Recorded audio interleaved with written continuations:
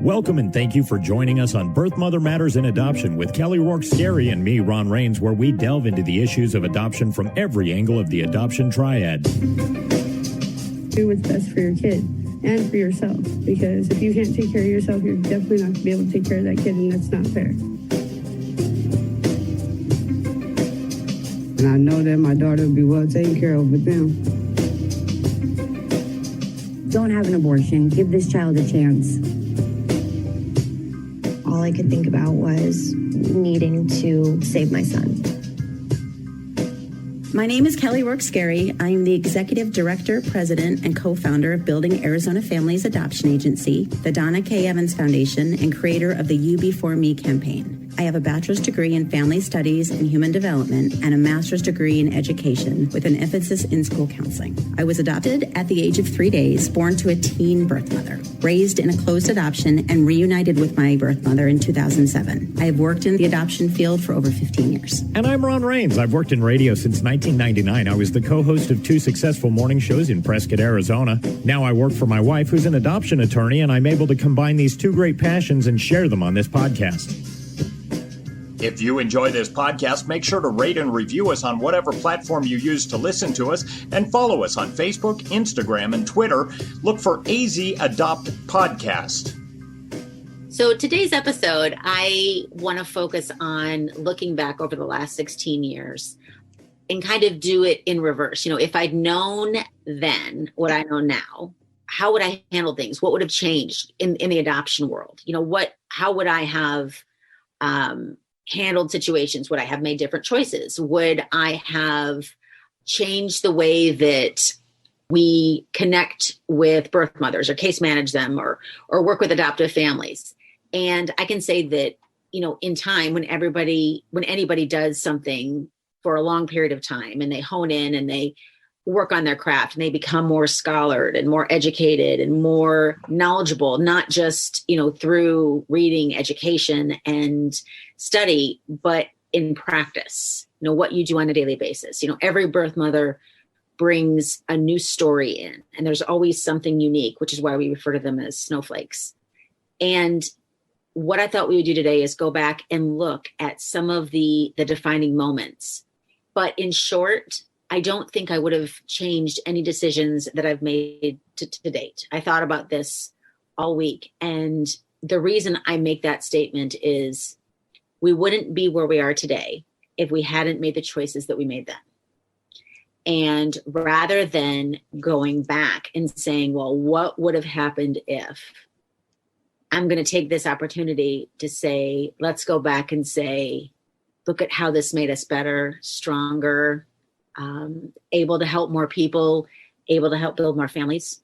And when a birth mother comes into an adoption agency and she starts working with you and you share her adoption journey with her, as you walk alongside her, a part of you changes with her, even as an adoption case manager or an agency director, because she teaches you things that you didn't know. Someone may think, well, you know, I'm sure there are a lot of similarities between your birth mothers. And, you know, are they all kind of the same? And that's the thing about adoption, is everybody's story is so different. Mm-hmm. And while you may have similarities, I think you're going to find more differences than you are similarities. So there have been defining moments, I think, in the past 16 years that I think by sharing them, I think it will help adoptive families and birth mothers collectively understand the mindset behind the way in which I direct our adoption agency. Because I've always said to our staff in the podcast that to really be effective and help somebody in their life, you have to meet them where they are. You can't expect them to rise to where you are or lower themselves to where you are. You have to meet them where they are. Because if you look at somebody, as we used this analogy before, in a pool that is drowning and you really want to talk with them, you know, shouting from the poolside as they're drowning, they're not going to hear you. If you dive underwater, they're not going to hear you talk either. But if you get in the pool and you help them out and you're with them and you're present in that moment, mindfulness is important, then you're able to connect with them. So I think the most important thing in working with women who are pregnant and making an adoption plan is without a doubt being present in the moment with them. I think for adoptive families who really want their adoption to be successful, my advice is to be as present as you can. Birth mothers are not as difficult to understand as people may think. Sometimes when I am working with a birth mother and they're trying to explain something or tell their story, what's so misunderstood is that in the adoption world, we ask so much of birth mothers. We ask them to divulge their medical history, their social history, financially where they are in their life, so we can determine whether or not we can assist them with living expenses. We ask them about their criminal history. We dive into their sexual history and talk about, which people are potential birth fathers if there's more than one. Sometimes we have to go in and hone in on that even more and ask a birth mother information that you may or may not even ask your closest friend. Mm-hmm. And sometimes these questions, unfortunately, are asked in the first or second meeting that an adoption agency has with a birth mother. So if you can try to take yourself out of, thinking, okay, so a birth mother comes into an adoption agency and an adoptive family or an agency worker is worried because she may not have been 100% forthright in answering a question about a birth father, taking a step back and thinking about it. Okay, so somebody comes in, and as I learned from my own biological mother, their fear when they're walking through the door is judgment. Are they going to judge me for the choice that I'm making? Are they going to think that I'm not a good mom, or I'm not doing something, that I'm being selfish, I'm not doing something right? And that's the opposite. So again, our job when a birth mother comes to us is really to show them how amazing we think they are, because they are, they're heroes. And when we sit down and we start working with them and we learn about the type of adoption journey they want to have, we then have to go, like I said, into such intricate details. And it's very hard to open up to somebody that you don't know and that you don't trust. And a lot of the women that we work with have experienced some type of trauma in their past. And to expect this woman who is doing this courageous and brave thing to be so forthright and on point from the inception of your relationship with her is asking more of that person than you would of anybody in your life. Do you find that there are ways to make them understand that they not that they should be comfortable, but just that you can be trusted? Do you open up to them a little? How do you get them to do that? That's a really good question. You do have to be really cognizant of personal disclosure for all sorts of reasons, ranging from, you don't want to divulge personal information, but yet you want to connect. So there's the social worker dance. Right. But I think that so there are ways that you can try to make a birth mother as confident and secure as possible, because what happens is when you have a woman who's pregnant and she comes into the adoption agency and she is starting an adoption plan and she tells you, all the answers to all of your questions that you are presenting to her when she comes in to do her adoption plan. And let's say that she wasn't honest in them. Well, now, if something doesn't add up and, as the legal team goes through it, we have to go back and ask her specifically about something in the answers that she provided, because she was nervous and maybe was afraid that we would judge her for one of her answers because we don't have a long-lasting relationship prior to this. Then if she says, yes, I wasn't being truthful, then she has now has to say, well, wait, I lied. And so then she has to fear what the repercussion is going to be, even though there's not a repercussion. We can help her through that. But she fears, okay, well, now they're going to think I'm lying. So are they going to trust anything that I said? And so the only way for her to fix the mistake that she made is to own another mistake. And so it's like stacking blocks. Right. kind of a snowball effect. I think, for instance, with you in particular, because you do have the background that you do as far as being an adopted child and having the story of your birth mother, which you openly and freely share with people, I think that probably helps them to, I would guess, to put them at ease. It does. That's the reason that I do it, is because I really think that it is something that I have that I can present to show, I don't want to say a club membership because that sounds kind of funny, but it's a way to show that I'm not outside the adoption triangle. Like I'm in it, and I understand where they're coming from. And for me to judge anybody would be to judge my own biological mother. Right. And so again, that's not something I would do anyway, would be to judge somebody. But when you remove that stigma of, when somebody walks into the office, and if I find out that, a birth mom is nervous about meeting me because, I'm going to meet the president of the company. And, I kind of laugh and tell me it's just a title, it's just words after a name. I'm just a person just like you. I was adopted. I think what you're doing is amazing. And I mean all of what I'm saying. It's not just, a speech or something that I tell people because I want them to feel comfortable. I tell them because I want them to understand that I've walked a different path in life than they're walking. But our path has all started, like they're a birth mother. I was an adopted child. And then we work with adoptive families. And so we're all in this together. We're just different pieces of this triangle. And as I've, like I said, grown more with and met more birth mothers, and which it's got to be in the thousands now. I can say that every one of them left an imprint on me, and there was always something that I learned and something that taught me to grow with each and every one of them. And that's even with moms that didn't place ultimately at the end. Like I learned from them.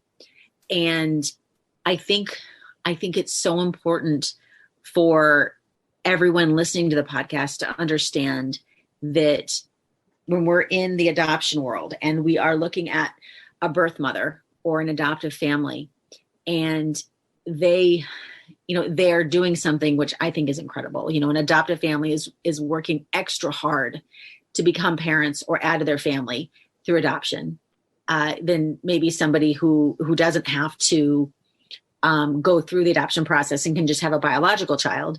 And a birth mother is taking that step to make sure that she has the best family for her unborn child or recently born if she's at the hospital. And that's super important, that we don't hold her or them to a higher standard than we would anybody else. Because they are making a selfless choice, both of them really, if you look at it. Right. That doesn't mean that they should be either judged by society or looked at any differently. If you can think back to a time where, here's a good one. How many people are not honest on their driver's license application? How many people do not put in the correct weight? Right. That's the big one, That's the big one, right? So imagine that, if the DMV, you didn't even really see anybody anymore. So the DMV comes and calls you back and says, you need to come back in. We don't think that this was accurate, that you wrote down on your weight. So we're going to have you come back in. There's going to be, you come in, there's a scale right there. We're going to have to ask you to get on that scale. Right. What are you going to do? What are you going to do? Well, me personally, I'll ignore it and hope it goes away. Right. You're not going to go in, right? You're going to avoid it. You're going to postpone it. Yeah. Oh, I got a thing this afternoon. Right. I'll call you tomorrow. I'll do it sometime next week. Yeah. Okay. And is that not what birth mothers do? Absolutely. And there's no, there's nothing to judge that. You understand it if you can empathize with, boy, this is some personal stuff that we're talking about, like on the intakes and on the information you need to get the ball rolling. But you also need truthfulness, and it's a tight wire. It is a tight wire. And I think one of the most difficult aspects of being in the adoption world and working step over step with birth mothers and adoptive families, one of them is, I love the word dance, that birth mothers do towards the end of their pregnancy. So this is where I almost see some birth mothers will start to pull away from their caseworker because they're nearing, delivery. They're getting more anxious in their head. They're thinking, am I doing the right thing? And they're really questioning themselves. And that's normal. That's a normal part of the process. But they have, in some instances, developed a very close relationship with their caseworker. And so their fear is that if I disclose this to my caseworker, are they not going to think I'm as wonderful as a person as I think that they think I am? Mm-hmm. And what they don't understand is that we understand the process. We understand that you are going to, have those moments at 3:00 in the morning where you're second guessing everything. Maybe you're writing down what your bills are every month and seeing if you can make it work and what you would need to do to possibly change your life, to be a parent to this child. And is that going to make, is that going to change your relationship with your caseworker if you disclose this? But if you don't disclose it, then how are you going to get more counseling? Because you really need to process this with somebody. And the adoption counselor can, be contacted and set up an appointment with if you tell your caseworker. But then are you going to be considered as having red flags? And is this going to affect your relationship with the adoptive family? Rather than them, explaining to the birth mom, we know what you're going to go through. We know the thoughts that are going on in your head. We understand, and we're ready, and we're there to help you through them, because processing them is the only way that you're going to find peace. And we want you to have peace in your adoption choice. All those things are very normal. And not that every woman will experience it, but a lot of women do. Mm-hmm. And I think the inability to find peace within what's really going on in your head is part of what compounds the problem and the issue that presents at the hospital. So if you have a birth mom that has unresolved issues going on within her about whether or not she really should try to parent, or whether she wants to follow through on her adoption plan because she loves the adoptive family and she really wants to do this, and you don't get her the counseling and help her process it, then you get this like ping-ponging in her head at the hospital, and she gets very confused and doesn't know what to do, because now, it's gotten to the point where it's crunch time. Like, you know what I mean? It's time to make a decision, and the adoptive family is coming. And so what I see a lot is birth moms are trying to process things on their own that they are unable to process on their own. Mm-hmm. And I think that anybody in their shoes would be unable to process that on their own. Right. Well, I mean, you're seeing it, like you said, hundreds and hundreds of times. So it does help for you to be able to explain, we've been through this. I've seen just about everything out there, and I'm here with you to support you. I tongue in cheek. Every time I say that, it's like, oh no, something brand new will pop up. Right. But I agree. And I think the other piece is that I think as an adoption community, we can underestimate the influence of a birth father. I think that sometimes we think a birth father, may not be playing a significant role. He may be just going along with the adoption plan, maybe not a real big fan, but kind of laying low throughout the journey. Mm-hmm. And then in the hospital, you see a whole other side to him. And I think that by including the birth father, or at least the invitation to, into her adoption journey and working with the agency, I think that will give her more support. And by including him, I think that the adoption will overall be more successful, because if somebody feels included, they're less likely to be in opposition to. Right. I was just about to say that, as, a man, when somebody approaches me not as, this outsider that has no influence, but comes at me and gives me just a modicum of respect and, input about the situation, what's going on, kind of your insights into what the birth mother's going through, I'm 99% more apt to get on board with something, And I have seen that over and over again across the board with birth fathers as well. The other thing too, I think that I've learned, and again, this is for adoptive families. I understand, and no, I haven't personally experienced it, but I understand that when you're walking into the hospital and the birth mother is wavering, that is an incredibly hard time.